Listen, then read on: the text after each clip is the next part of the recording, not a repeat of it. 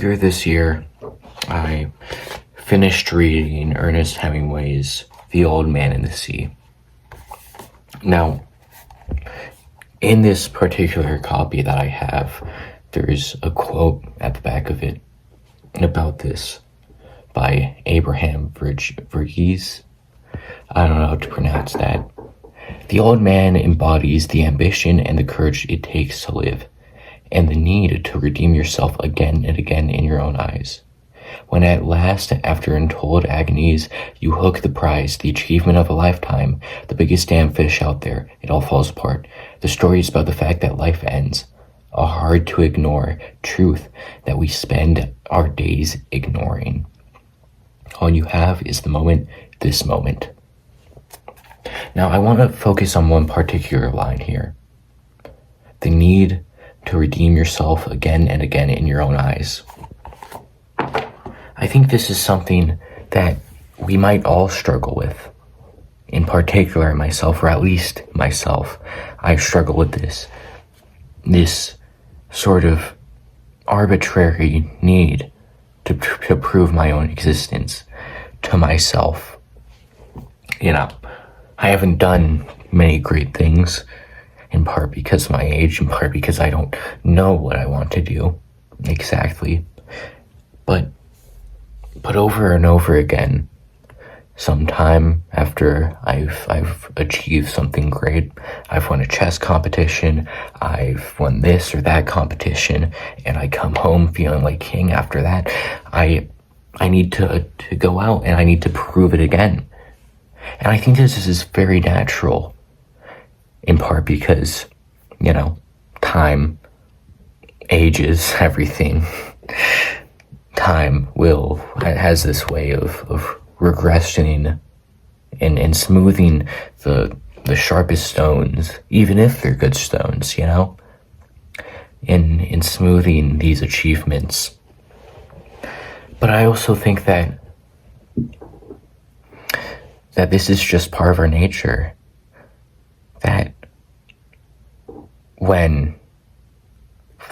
one day we still need to prove ourselves over and over again, because we're never going to be satisfied, or at least I'm never going to be satisfied. And I want to be a high achiever. I want to be a great person. And I think this may have something to do with social media, where you see so many great people, so many high achieving people that in our given culture today are seen as, or at least idolized as these important great figures. And you compare yourself to that. You compare yourself to this narrow view of their lives where you're only seeing the most perfect parts. Where they go to Dubai and drive their expensive sports car around, right? And when we only see that, we compare that to our own lives. You think, wow, my life's a mess compared to this person's. I need to achieve something with my life, and I'm gonna have to go out there. I'm gonna do it. I'm gonna do it well too. And you think this, and maybe you do achieve great things. Maybe you are a high achiever, and maybe you won't ever find fulfillment in this. A couple of months ago, at the very beginning of my notebook, so about 50 days ago now, my philosophy was essentially, you need to have this level of ego, which is, I suppose, a humble self-confidence where you take ultimate responsibility over yourself. You need ego, and you need an extreme desire to have great achievement, and you need to have both these in tandem with one another so they propel you into this level of greatness.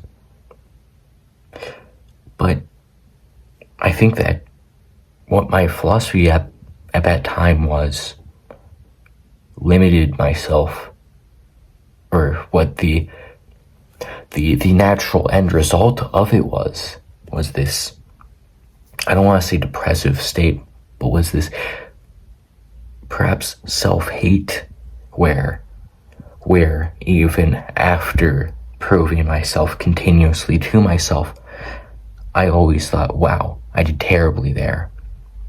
I could have done so much better. And this philosophy will drive you to achieve great things. It will drive you to be the most impressive man in the room, in any given room. But it won't drive you to be fulfilled. And maybe in part, that's at least a fraction of what the ultimate meaning of life is, if there is one.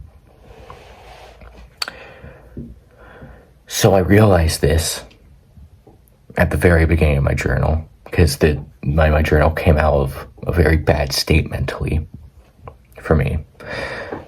And eventually I realized, okay, this is an extreme problem I'm having, so what can I improve?